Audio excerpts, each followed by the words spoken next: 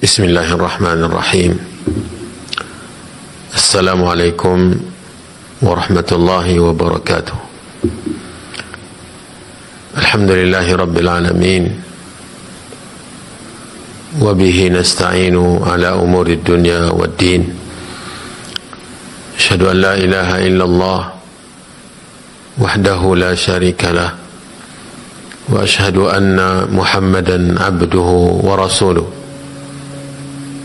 Sallallahu alaihi wa ala alihi wa ashabihi wa man salaka sabilahu wa tamassaka bisunnatihi ila yaumiddin wa sallama tasliman katsira. Allahumma anfa'na bima 'allamtana wa 'allimna ma yanfa'una wa zidna 'ilma wa aslih lana sya'nana kullahu wa la takilna ila anfusina tarfata 'ain. Amma ba'du. Saudara-saudari kaum muslimin, kaum muslimat dimanapun berada, pemirsa TV, pendengar radio dimanapun juga, yang semoga senantiasa dirahmati dan dimuliakan oleh Allah. Alhamdulillah, kepada Allah Subhanahu wa taala kita bersyukur, dan hanya Allah Subhanahu wa taala yang berhak untuk kita puji, yang berhak untuk kita sanjung, kita puja, kita agungkan dan kita besarkan Subhanahu wa ta'ala. Syukur kita yang tidak terhingga kepada Allah, pujian-pujian kita yang tanpa batas untuknya, disebabkan karena sampai detik ini Allah Subhanahu wa ta'ala masih memberikan kita perpanjangan usia, masih dipanjangkan umur kita, dengannya kita mendapat kesempatan untuk melanjutkan ubudiyah, melanjutkan ibadah, penghambaan diri kepada Allah, mematuhi perintah-perintahnya, meninggalkan dan menjauhi larangannya. Tanpa terasa, hari ini kita sudah berada di hari yang ke-14. Nanti malam insyaAllah kita akan masuk ke malam yang ke-15 Ramadan. Memang begitu cepat waktu ini berlalu. Rasanya baru kemarin petang kita menyambut bulan Ramadan, dan sekarang kita sudah hampir melewati separohnya. Dan yang menjadi pelajaran dan ibrah atau catatan yang penting untuk kita renungkan adalah begitulah bentuk kehidupan kita di dunia. Kita hidup di dunia sementara, dan waktu kita hidup di dunia berlalu begitu cepatnya. Setelah tiba di hadapan Allah nantinya untuk mempertanggungjawabkan semua yang kita lakukan selama hidup di dunia ini, kita merasa bahwa bertahun-tahun hidup kita tersebut hanya satu hari saja. Kam labithtum fil ardi adada sinin. Berapa lama tahun kalian hidup di dunia, di bumi? Lalu manusia menjawab, qalu labithna yawman. Kami hidup di dunia hanya satu hari. Atau ba'dha yawm, atau bahkan separuh hari. Padahal kita ditanya tentang berapa tahun, bukan pertanyaannya berapa hari. Sebabnya apa? Sebabnya kita merasa bahwa begitu cepat, begitu sebentar kita hidup di dunia. Kalau begitu keadaannya, maka jangan sampai kita melalaikan kesempatan, membuang-buang waktu begitu saja, padahal waktu itu adalah modal untuk mencapai kesuksesan kita di dunia dan di akhirat. Hari-hari di bulan Ramadan ini adalah modal untuk mendapatkan ampunan Allah, untuk meraih kemuliaan dan mengejar surga Allah Subhanahu wa taala dengan berbagai ibadah yang disyariatkan oleh agama, baik yang difardukan, diwajibkan, maupun yang disunnahkan, disyariatkan oleh agama, oleh Nabi sallallahu alaihi wasallam. Jangan biarkan waktu berlalu tanpa memperoleh keutamaan-keutamaan, karena bila tidak diisi hari-hari baik siang maupun malam kita di bulan Ramadan ini dengan kebaikan dan amal saleh, maka tentu akan terisi dengan kelalaian dan bahkan waliyadzubillah dengan dosa dan kemaksiatan.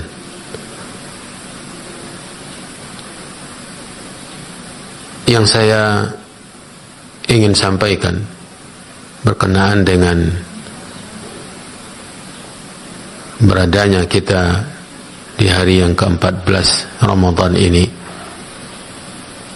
adalah, yang pertama tadi adalah jangan biarkan waktu berlalu tanpa ada ketaatan, ibadah dan amal saleh kita lakukan. Iya, memang kita sedang berpuasa, tapi bagaimana hendaknya ibadah puasa kita itu berkualitas? Bagaimana ibadah puasa kita menjadi ibadah puasa yang pemiliknya adalah Allah, meskipun kita pelakunya. Menjadi ibadah puasa yang balasan pahalanya Allah memberikan semaunya, sekehendaknya, di luar standar pemberian pahala kepada ibadah-ibadah yang lain. Antara 10 minimal 10 kali lipat mencapai 700 kali lipat, sementara puasa tidak. Ini bukan untuk semua puasa, tapi untuk puasa yang tertentu, puasa yang dilakukan dengan sebenar-benarnya, imanan wahtisaban, bukan hanya sekedar bertahan untuk tidak minum, untuk tidak makan, untuk tidak berhubungan badan dengan pasangan, bagi pasangan suami istri dan pembatal-pembatal puasa lainnya, lalu tidak menahan diri dari dosa. Puasa yang seperti ini bentuknya adalah puasa yang tidak bernilai apa-apa, didapatkan hanya haus dan lapar saja. Kam min sa'imin laysa lahu min ta'amin laysa lahu min siyamihi illa al-ju' wal 'atash. Betapa banyak orang-orang yang berpuasa yang ia dapatkan hanyalah haus dan lapar saja, pahala tidak. Man lam yada' qawl az-zuri wal 'amala bihi falaysa lillahi hajatun fi an yada'a ta'amahu man lam yada' qawla az-zuri wal amala bihi wal jahla falaysa lillahi hajatun fi an yada'a ta'amahu wa syarabah. Siapa yang ketika berpuasa tidak meninggalkan kata-kata dusta, tidak meninggalkan perbuatan-perbuatan dusta, tidak meninggalkan perbuatan-perbuatan bodoh, ungkapan dan kata-kata bodoh yang di luar tuntunan agama dan sia-sia, maka Allah Subhanahu wa ta'ala tidak memerlukan haus dan laparnya. Maksudnya tidak ada pahala. Akankah didapatkan dengan puasa yang seperti ini ampunan dosa? Akankah dengan puasa yang seperti itu pemiliknya adalah Allah Subhanahu wa ta'ala yang maha mulia? Akankah ibadah puasa yang seperti itu mendapatkan balasan pahala tanpa batas? Akankah puasa yang seperti itu menjauhkan dari neraka dengan satu harinya sejauh perjalanan 70 tahun? Akankah puasa yang seperti itu, yang hanya sekedar lapar dan haus serta yang lain-lainnya dari pembatal-pembatal puasa, dengan menjauhi pembatal-pembatal puasa tanpa menjauhkan diri dari dosa dan kemaksiatan, tanpa mengerjakan amalan-amalan yang difardukan, akankah puasa yang seperti itu akan menjadi tameng dari api neraka, menjadi perisai dari api neraka? Karena Nabi SAW mengatakan as-siyamu junnah, puasa itu perisai, tameng, pelindung, penghalang. Baik penghalang di dunia dari berbuat dosa. Jadi orang yang berpuasa lalu dia berdosa tentu tidak berfungsi. Orang berpuasa namun tidak menjaga salat 5 waktu, melalaikan salat 5 waktu yang fardu, akankah puasa tersebut menjadi pelindung dari dosa? Justru dia berdosa.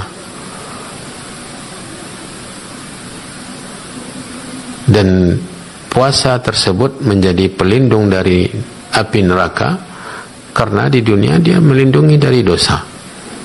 Yastajinnu biha ahadun minan nar. Puasa menjadi tameng, perisai, penghalang dari neraka. Maka mari saudara-saudari, kaum muslimin, kaum muslimat, kita jaga, kita kontrol, kita maksimalkan ibadah puasa kita. Kita jaga kualitasnya, kita jaga nilainya. Kita berpuasa dengan sebenar-benar puasa, yaitu puasa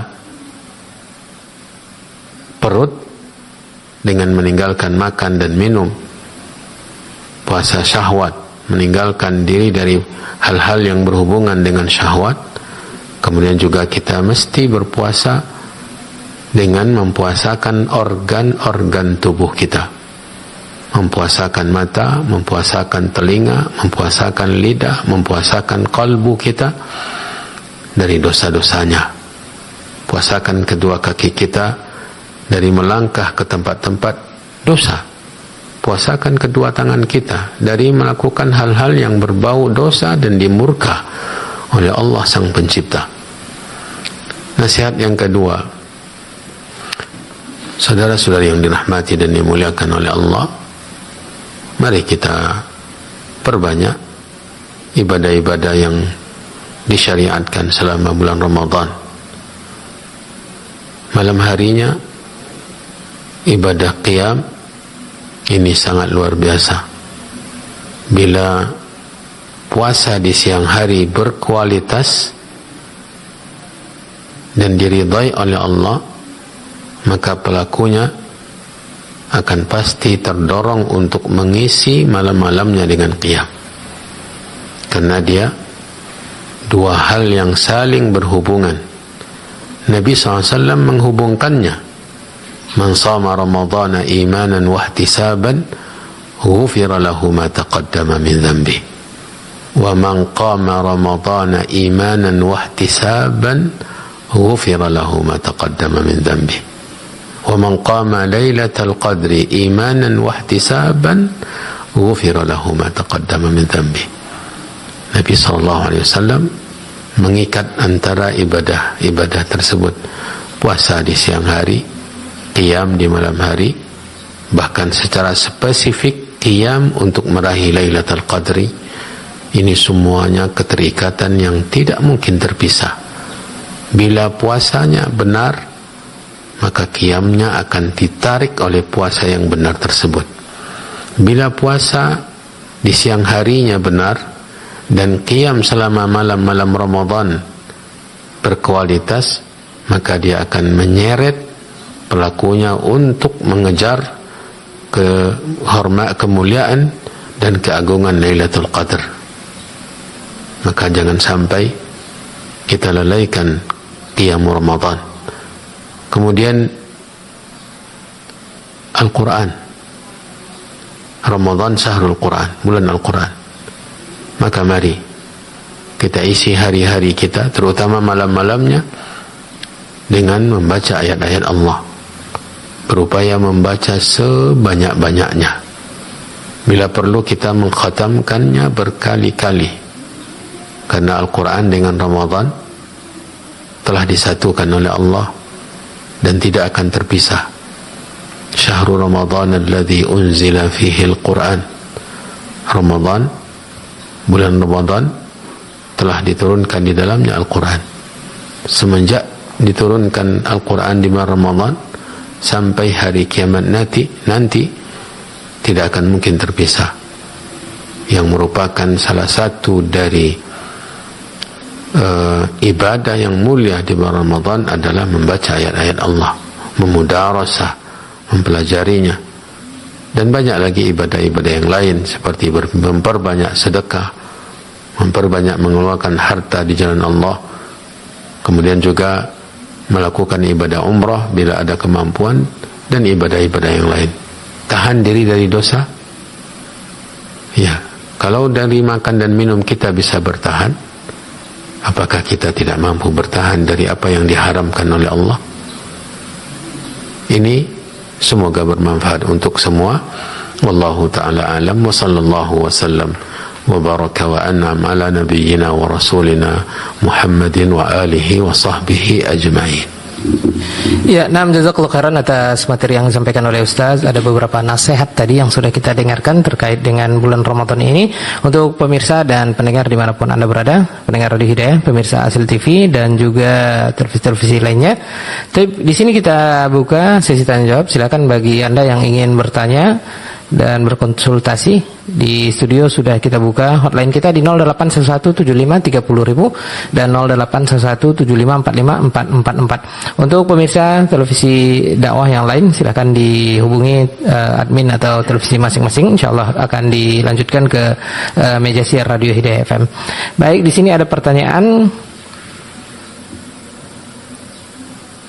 Yang pertama kita angkat pertanyaan dari WA dulu ya. Bagi Anda yang ingin bertanya melalui telepon silahkan, sudah kita buka. Oke, kita akan angkat pertanyaan yang pertama. Datang dari Ibu Hamba Allah di Pekanbaru. Ibu Hamba Allah di Pekanbaru. Bismillah, Ustaz, setelah kita selesai sholat tarawih berjamaah bersama imam, apa masih boleh kita sholat tahajud di rumah? Apa bedanya Ustaz sholat tarawih dan sholat tahajud Ustaz? Pertanyaan dari Ibu Hamba Allah di Pekanbaru. Alhamdulillah, wassalatu wassalamu ala Rasulillah wa alihi wa sahbihi wa man ihtada bihuda ma ba'du. Pertanyaan pertama dari Ibu Hamba Allah di Pekanbaru, pendengar Radio Hidayah, tentang apakah setelah selesai sholat berjamaah tarawih bersama imam, bolehkah melakukan sholat tahajud di malam yang sama? Maka jawabannya boleh. Jawabannya boleh. Silakan bila misalnya bangun setelah setengah malam, setelah pertengahan malam, bangun lalu melakukan sholat malam lagi, tidak mengapa, dengan catatan tidak melakukan sholat witir setelah kedua kalinya, hanya sholat malam saja, karena memang tidak ada kemestian untuk melakukan jumlah tertentu. Nabi SAW mengatakan sholatul laili mathna mathna fa idza khashiya ahadukumul fajra atau fa idza khashiya ahadukumus subha falyutir bi rak'ah. Salat malam itu 2 rakaat. Bila dikhawatirkan sudah masuk waktu subuh atau bila dikhawatirkan masuk waktu subuh, maka tutup segera dengan salat 1 rakaat witir. Menunjukkan bahwa tidak ada pembatasan. Tidak ada pembatasan jumlah. Maka bila mana dengan berjamaah tadi sudah selesai misalnya, kemudian nanti bangun lagi tengah malam, silahkan. Bila mau salat silahkan salat, tapi jangan ditutup lagi dengan salat witir, karena tidak dibenarkan mengulangi witir lebih, tidak dibenarkan melakukan witir 2 kali di malam yang sama. Kemudian yang perlu diketahui juga sebagai kabar gembira, Nabi SAW mengatakan, man qama ma'al imami hatta yansarifa kutiba lahu qiyamul lailah. Siapa yang melakukan qiyam bersama imam, selesai dengan selesainya imam, ya, selesai dia salat dengan berpatokan dengan imam, selesai imam, selesai dia, maka dia mendapatkan pahala salat sepanjang malam. Ya, andai pun dia tidak salat, dia sudah dapatkan pahala salat semalam suntuk. Adapun pertanyaan bagian kedua, apa perbedaan antara tahajud dengan tarawih? Sebenarnya tahajud dan tarawih ini sama-sama qiyamul lail.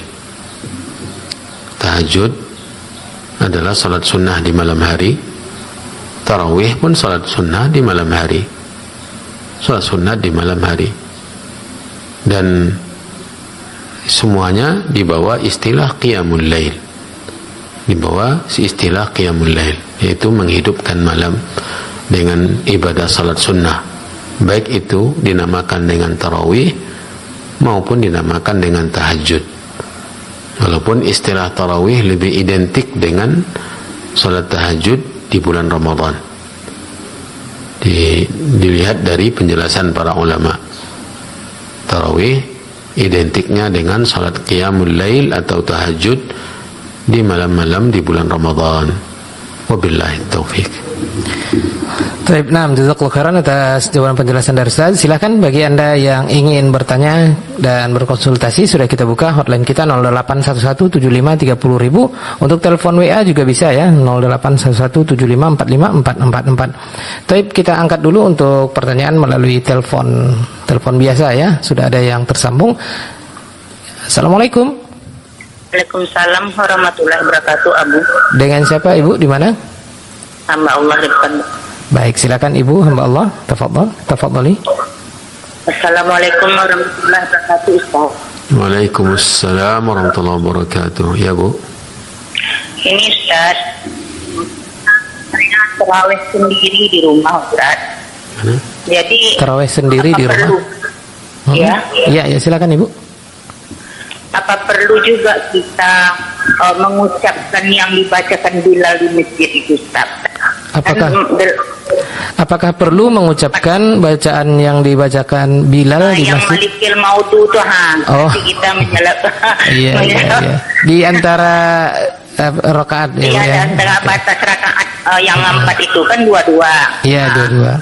Nah, itu apa perlu juga kita membaca itu, Ustaz, gitu. Ya. Terus yang keduanya, Ustaz, ya, saya mendengar kalau niat kita tuh enggak perlu dilapaskan. Kalau sesuatu berniat tidak perlu dilapaskan. Atau niat sholat kita, mau sholat tarawih, mau sholat wajib, cukup di dalam hati aja, Allah kan tahu kan gitu. Jadi, tapi saya dengar harus dilapaskan juga Ustaz tentang sholat tarawih ini. Terus begitu juga kalau niat puasa Ramadan dilapaskan juga. Bagaimana tuh Ustaz? Baik. Mohon penjelasannya Ustaz. Ya. Terima kasih Ustaz. Assalamualaikum warahmatullahi wabarakatuh. Waalaikumsalam warahmatullahi wabarakatuh. Pertanyaan dari Ibu hamba Allah di Pekanbaru. Silakan Ustaz. Ya.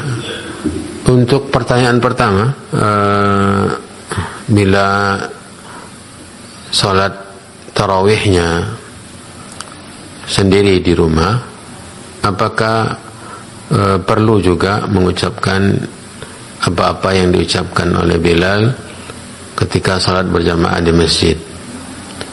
Ada dua hal yang perlu ditegaskan atau kita jelaskan di sini. Yang pertama, apakah ucapan-ucapan yang dibaca atau diucapkan oleh Bilal yang dilakukan di masjid itu memang ada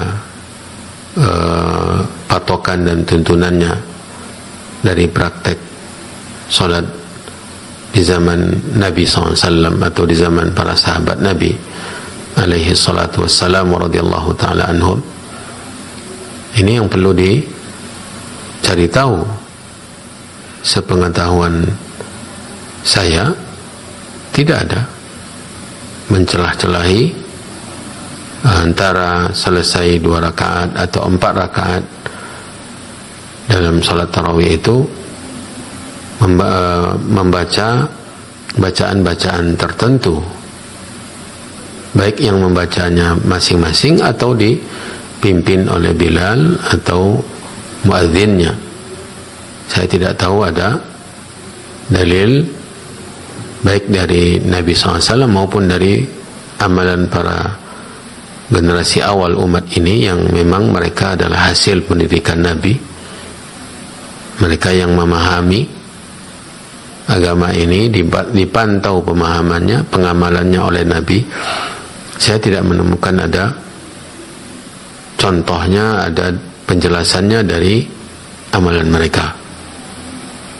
Allahumma, kecuali satu ungkapan, dan itu pun yang saya ketahui itu diucapkan oleh setiap orang yang sholat, dan Nabi SAW mengucapkannya selesai dari witirnya.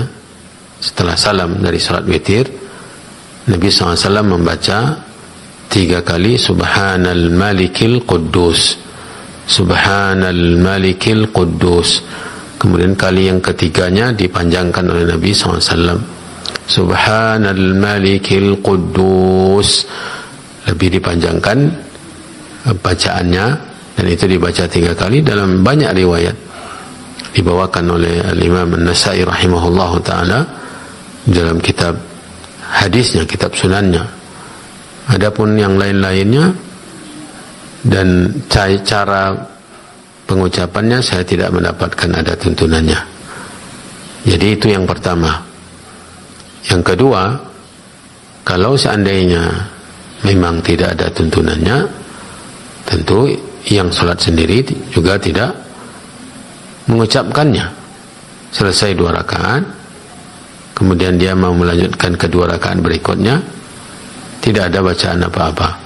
Kemudian setelah selesai 4 rakaat dengan 2 salam, istirahat untuk melanjutkan ke 4 rakaat dengan 2 salam berikutnya, dia istirahat. Tidak ada juga kita dapatkan penjelasan, keterangan-keterangan berdasarkan dalil-dalil ya, bacaan-bacaan tertentu.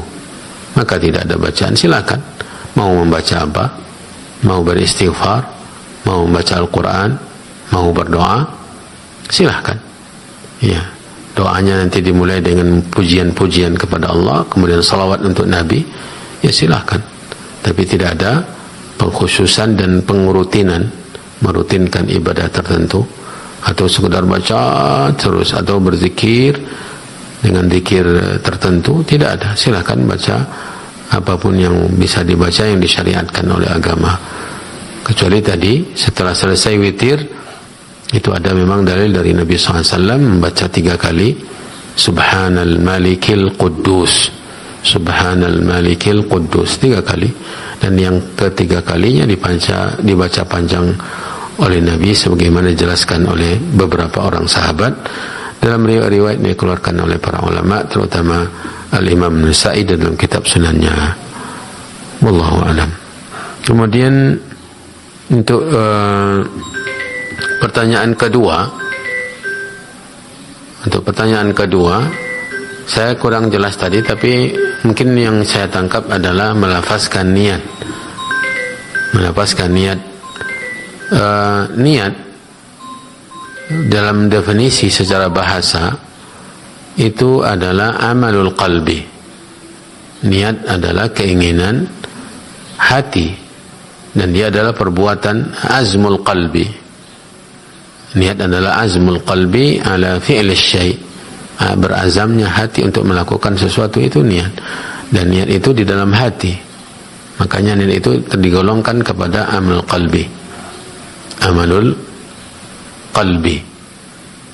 Jadi tidak ada kaitannya sama sekali dengan lafaz, karena lafaz itu amal lisan, bukan lagi niat. Dia adalah amal lisan, sementara niat adalah azam, keinginan hati untuk melakukan sesuatu, sementara ucapan itu amal lisan. Maka yang kita ketahui dari penjelasan para ulama bahwa ibadah-ibadah ini kalau yang berkaitan dengan niat tidak ada sama sekali pelafazannya atau dilafazkan, kecuali pembedaan antara jenis manasik haji. Itu memang diriwayatkan dari Nabi SAW, niat hajinya tidak dilafazkan, tapi penetapan jenis manasik haji apa itu dilafazkan. Allah labbaik Allahumma hajjan misalnya, saya terima panggilanmu ya Allah untuk melaksanakan ibadah haji.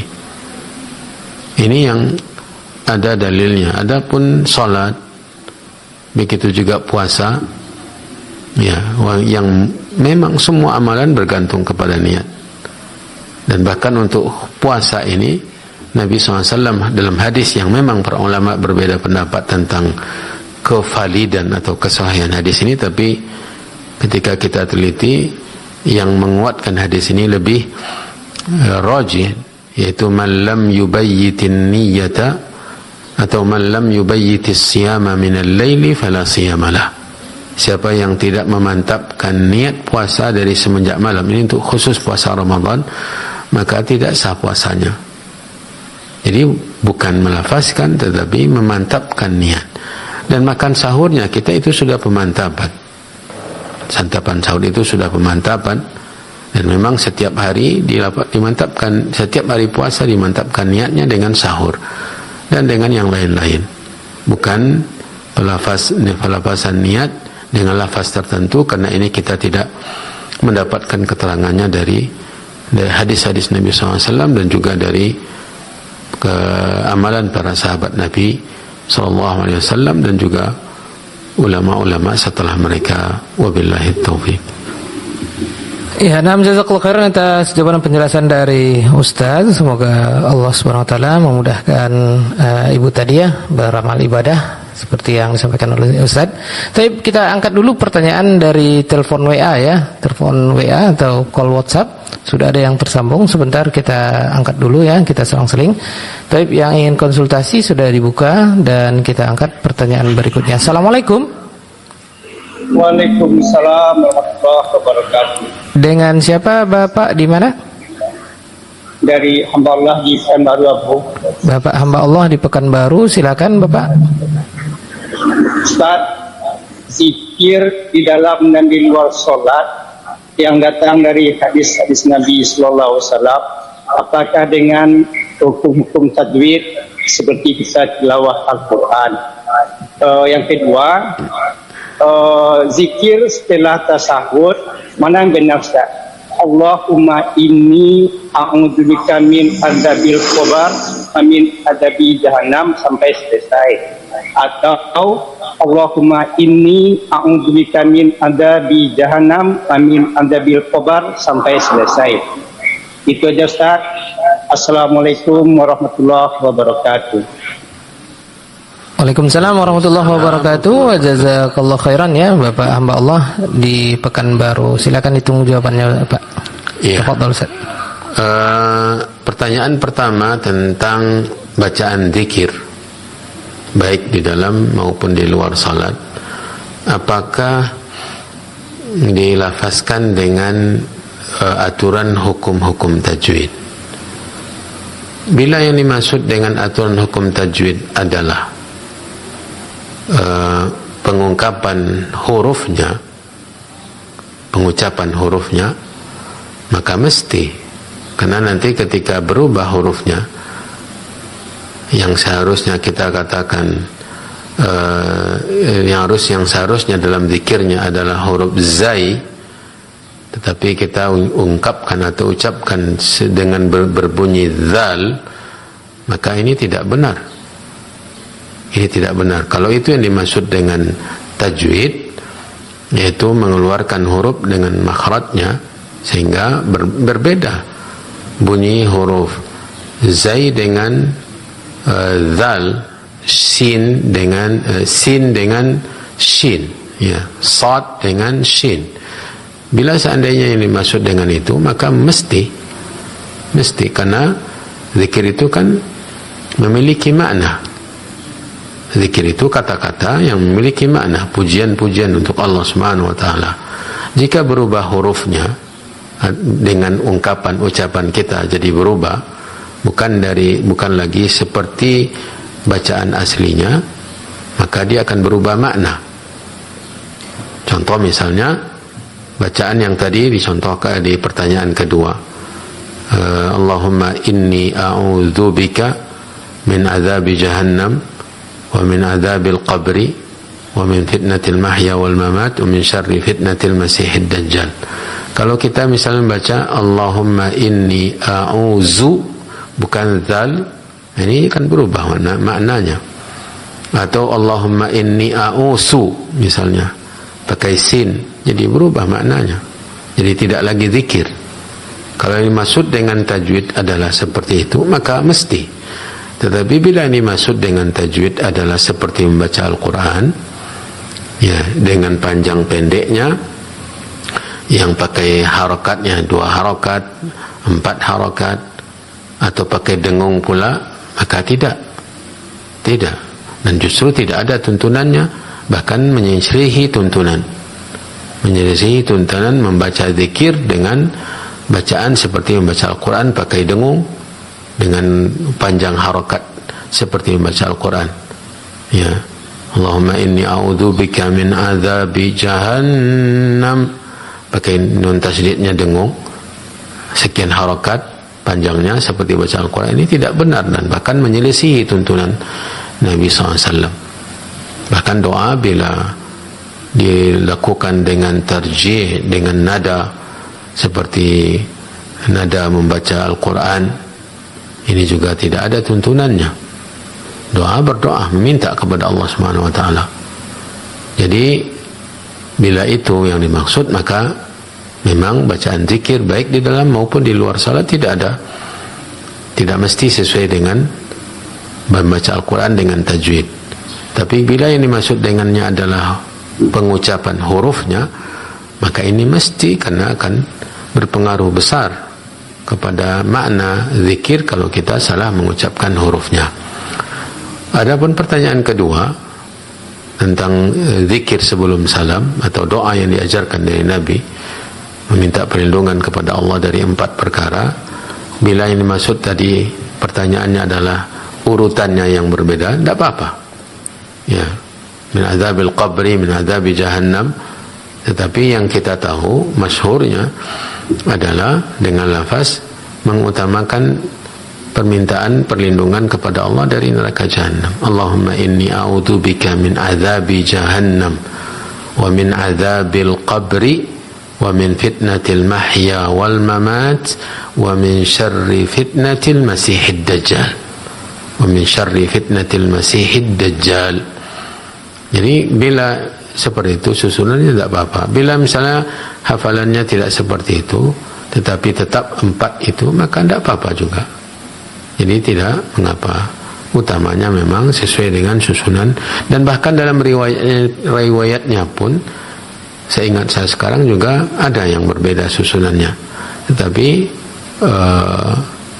yang bermasalah di sini adalah kita membacanya sebagai sunnah Nabi SAW. Sebelum salam baca doa tersebut. Ada doa yang lain setelah itu, Allahumma a'inni ala dzikrika wa syukrika wa husni ibadatik, dan yang lain-lain. Wallahu a'lam. Ya, nah, jazakallahu khairan atas jawaban penjelasan dari Ustaz. Kita beralih ke pertanyaan dari luar Pekanbaru dulu ya. Tapi dari Ibu hamba Allah di Nanggro Aceh Darussalam. Nah, Assalamualaikum Ustaz. Saya hamba Allah di Nanggro Aceh Darussalam. Saya seorang ibu umur 50 tahun. Saya tiap hari harus baca Al-Quran. Sudah selama 17 tahun saya kerjakan. Rasanya nggak enak kalau sehari tidak baca Al-Quran. Alhamdulillah saya merasa sehat lahir dan batin Ustaz. Yang ingin saya tanyakan Ustaz, apakah nikmat ini salah satu karena saya suka baca Quran Ustaz? Terima kasih dari Ibu hamba Allah di Nanggro Aceh Darussalam.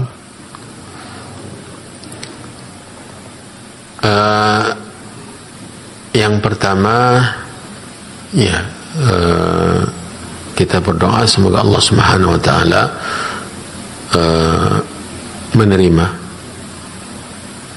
ibadah yang dilakukan oleh ibu kita tadi dari Aceh, yang berumur 50 tahun dengan masa yang sudah 17 tahun selalu setiap hari membaca Al-Quran. Ya, semoga diberi keistiqomahan oleh Allah Subhanahu wa taala sampai akhir hayat. Terutama di bulan Ramadan ini tentunya. Kemudian yang kedua yang perlu kita camkan bersama, bahwa ibadah, amal saleh, ketaatan yang kita lakukan itu tujuannya mesti untuk mendapatkan pahala dari Allah. Karena ibadah ini kita lakukan sebagai persiapan untuk kehidupan setelah mati, ya, untuk menjadi penyebab kita meraih ampunan dari Allah dan mendapatkan surga Allah. Amal ibadah kita itu kita lakukan agar diterima oleh Allah, menjadi amalan yang tersimpan di sisi Allah pahalanya, lalu menjadi penyebab kita mendapatkan ampunan dan surga Allah Subhanahu wa taala. Itu asal dari ketaatan, amal saleh, ubudiyah, ibadah kita kepada Allah Subhanahu wa taala agar diterima oleh Allah.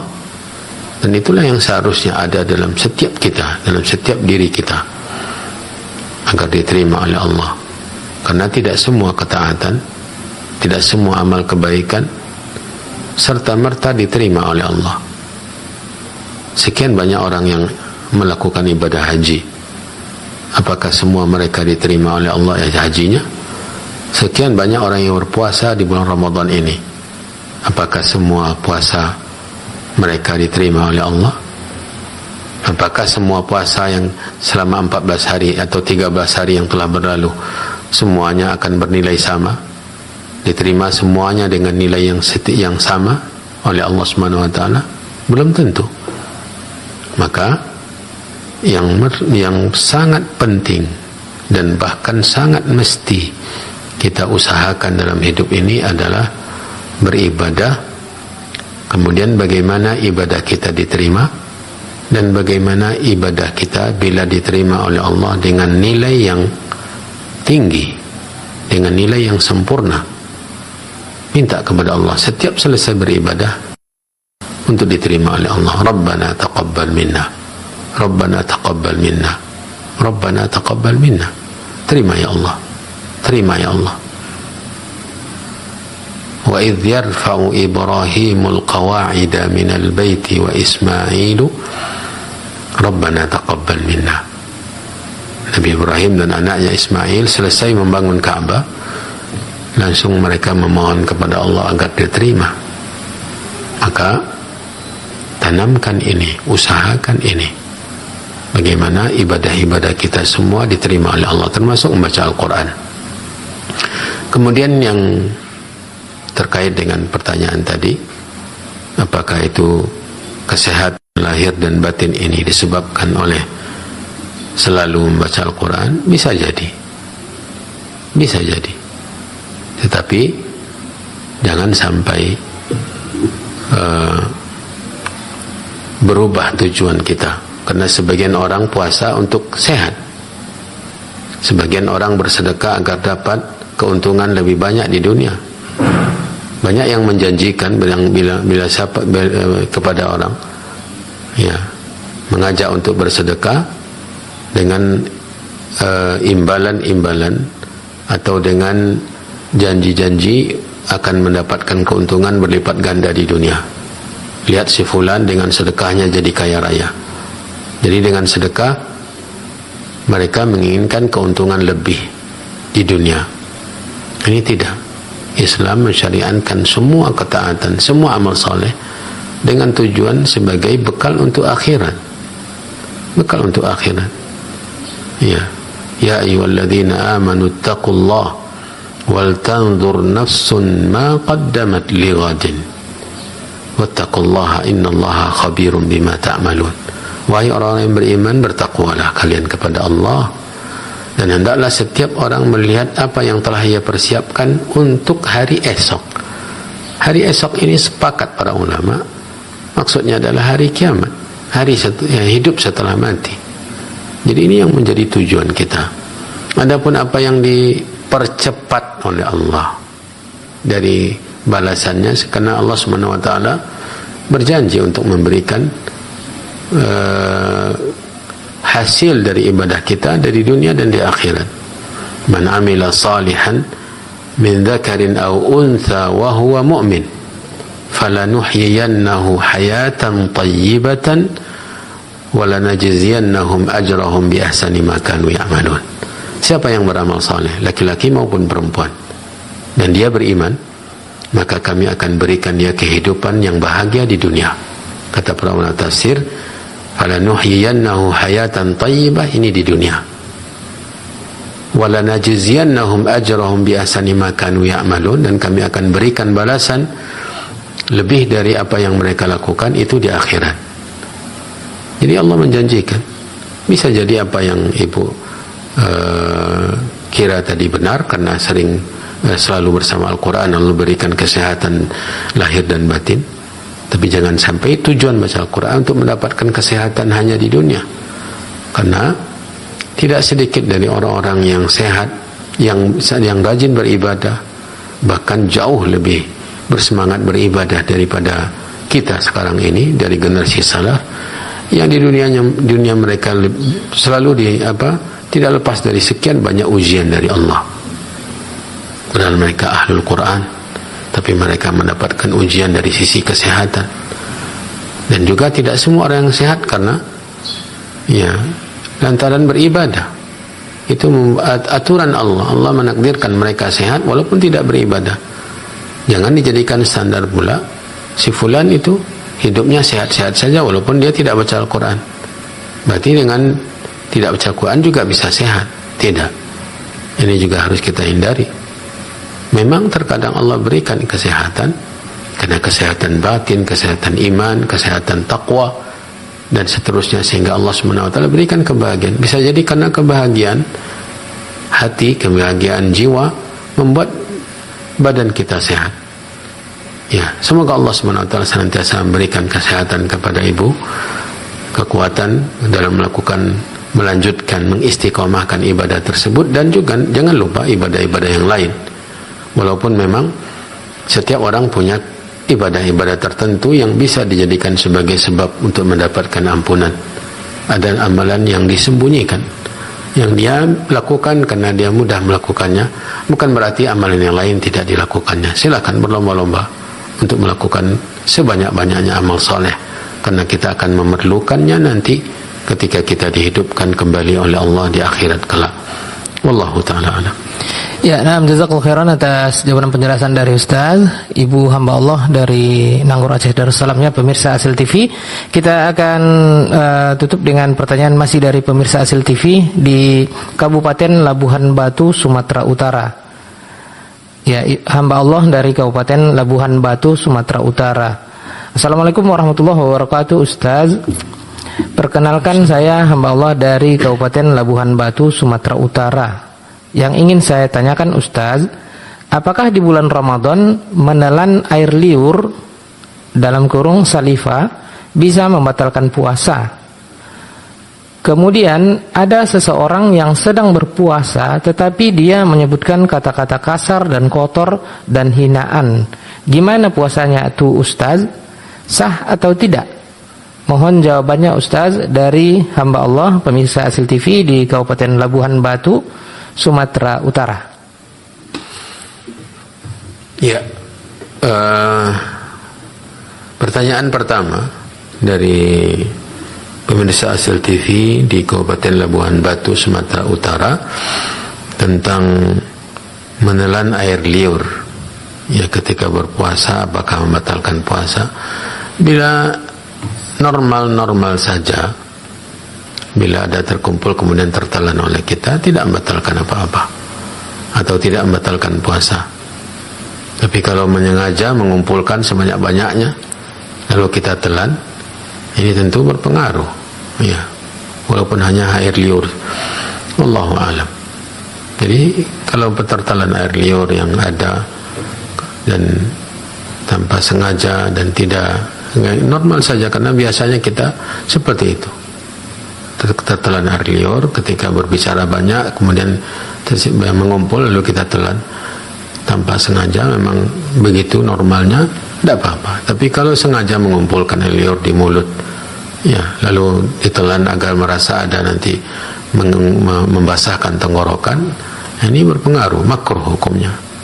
Walaupun wallahu alam, saya tidak yakin, ya, tidak terlalu yakin tentang apakah batal atau tidak, tetapi berpengaruh kalau menyengaja mengumpulkan sebanyak-banyaknya lalu ditelan dengan tujuan agar membasahkan tenggorokan. Mestinya dijauhi hal yang seperti ini. Kemudian pertanyaan kedua, kata-kata kotor, cacian, makian, hinaan, bertengkar dengan kata-kata ketika puasa, ini merusak ibadah puasa. Jawabannya langsung dari hadis Nabi SAW. Tadi kita telah bacakan, man lam yada' qawla az-zuri wal amala bihi wal jahla falaysa lillahi hajatun fi an yada'a ta'amahu wa syaraba. Siapa yang ketika berpuasa tidak meninggalkan, ya, kata-kata dusta, perbuatan dusta dan perbuatan bodoh. Perbuatan bodoh itu tadi kata-kata kotor, cacian, makian, ini semuanya perbuatan bodoh. Pertengkaran, ini juga perbuatan bodoh. Maka Allah Subhanahu wa ta'ala tidak memerlukan lapar dan hausnya. Sah mungkin saja, sah mungkin, ya, puasanya, tapi nilainya tidak ada. Sama dengan orang ikut ujian tapi tidak lulus, ya. Makanya kita harus menghindari hal-hal yang seperti ini, karena puasa bukan hanya sekedar menahan lapar dan menahan lapar dan haus saja, tapi berpuasa dari dosa, dari perbuatan bodoh, dari hal-hal yang dilarang oleh Allah Subhanahu wa ta'ala. Wabillahi taufiq. Ya, jazakallahu khairan atas jawaban penjelasan dari Ustaz. Mohon maaf ya yang sudah mengirimkan pertanyaan atau berusaha menghubungi kami ke studio Radio Hidayah FM. Tentunya niat Anda ingin mendapatkan ilmu, ya, namun waktu kita yang terbatas. Semoga Allah Subhanahu wa taala tetap mengganjar pahala bagi Anda yang sudah berniat ingin mendapatkan ilmu, dan kaum muslimin, insyaallah mudah-mudahan kita bersua di lain kesempatan dalam, ya, kajian-kajian di Radio Hidayah ini. Baik, kaum muslimin rahimakumullah, dimanapun Anda berada, pemirsa Asil TV, pendengar Radio Hidayah, dan juga pemirsa televisi dakwah lainnya. Sampai di sini untuk tanya jawabnya. Tadi Ustadz sudah menyampaikan ada beberapa poin nasihat terkait bulan Ramadan. Kita akan tutup dengan sedikit tambahan nasihat atau mungkin ada yang ingin perlu digarisbawahi oleh Ustadz di pertengahan ya. Nanti malam kita sudah masuk malam ke-15 ya. Apa yang ingin Ustadz sampaikan sebagai penutup atau ikhtitam kita? Tafadhol masykur Ustadz. Ya. Saudara-saudari yang dirahmati dan dimuliakan Allah,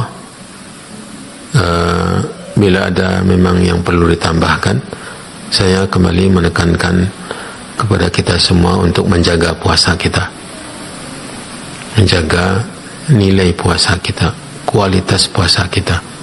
Banyak memang orang yang berpuasa, tapi tentu berbeda-beda tingkatannya. Banyak orang yang melakukan sholat, berbeda-beda nilainya. Dan puasa yang akan memberikan kemuliaan kepada pelakunya adalah puasa yang diridhai oleh Allah. Begitu juga salat, begitu juga haji, ya, begitu juga umrah, begitu juga sedekah. Maka jaga kualitas ibadah-ibadah kita dengan ikhlas, dengan ittiba' kepada Nabi SAW. Karena yang menjadi standar adalah diterima, bukan hanya sekedar dikerjakan dan diamalkan semata, tapi bagaimana diterima. Semoga Allah Subhanahu wa taala memudahkan kita, membimbing kita, memberikan kita taufiknya untuk mengerjakan apapun amal kebaikan, ketaatan dan ibadah yang disyariatkan oleh Allah dan Rasulnya, untuk mengerjakannya sesuai dengan apa yang diinginkan oleh Allah. Semoga menjadi penyebab kita mendapatkan rahmat, ampunan dan meraih surga Allah Subhanahu wa taala. Wabillahi taufiq wa sallallahu wa sallam wa baraka wa an'am ala nabiyyina wa rasulina Muhammadin wa ala alihi wa ashabihi wa man tabi'ahum bi ihsanin ila yaumiddin.